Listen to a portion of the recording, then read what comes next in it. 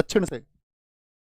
जो योग्य सेना है यहां महाराष्ट्र से पानीपत के लिए, योग्य सेना चली आपका 45,000, 45,000 की सेना। और कहते हैं जब तक ये आपका हरियाणा की सीमाओं पर पहुंचे तब तक ये 5 लाख हो चुके थे। इनके साथ लोग होली अपने आपस में, हाँ जी कहाँ जा रहे हो, बोले नॉर्थ इंडिया जा रहे हो, बोले नॉर्थ इंडिया के मंदिर देखेंगे यार।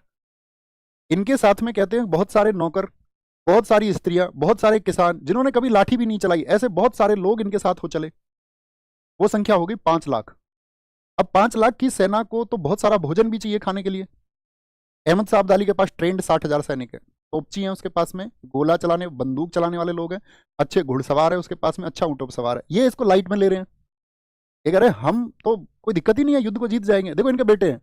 ऐसा नहीं होता घर में, तुमने देखा हो कि कोई ये सोचता है कि यार एक काम करते हैं अपने बच्चे को गाड़ी चलानी सिखा देते हैं। जैसे जिनके घर में ट्रैक्टर होता है वो छोटे बच्चे को सिखा देते हैं ना कि कल काम आएगा, ट्रैक्टर चलाना सीख जाएगा। तो इनको भी ये लग रहा है कि ये कल को तो इनको ही संभालना है पेशवाई, तो सीख जाएंगे युद्ध वुद्ध लड़ना।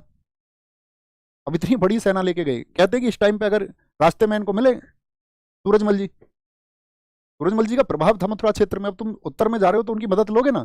तो कहते हैं इस समय इनको सदाशिव राव इतना घमंड हो चला था अपनी सेना के ऊपर, इन्होंने कहा था कि अगर तुम भी जाके उनकी सेना में मिल जाओगे तो भी हमें कोई दिक्कत नहीं है। उनका ठीक है लड़ लो फिर। वही सूरजमल इतने उदार हुए कि जब युद्ध हुआ, पानीपत का तीर्थ युद्ध 14 जनवरी सुबह 9 बजे से शुरू हुआ, और कहा जाता है कि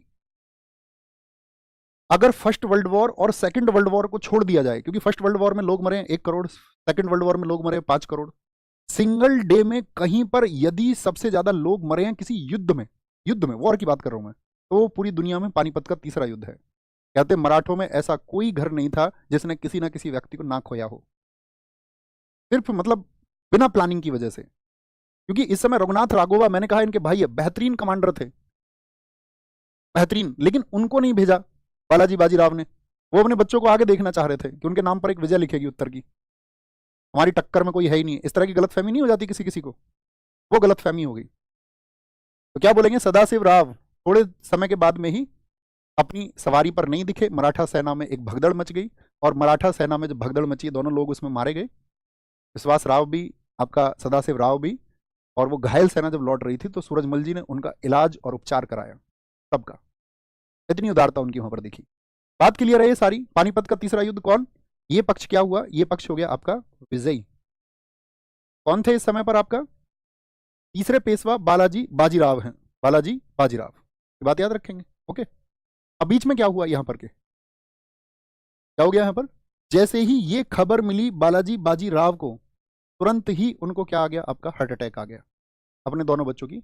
या ये कहीं बच्चे ही लगते थे, बफ बहुत हो रहा है यार, आ जाओ भैया एक बार थम्स अप करके बताना इस बार जब क्लियर हो जाए। क्लियर है आप सब लोगों को, बोलेंगे भी फटाफट से, याद रखेंगे इस बात को। कोई दिक्कत कोई परेशानी, किसी को कोई दिक्कत नहीं होनी चाहिए।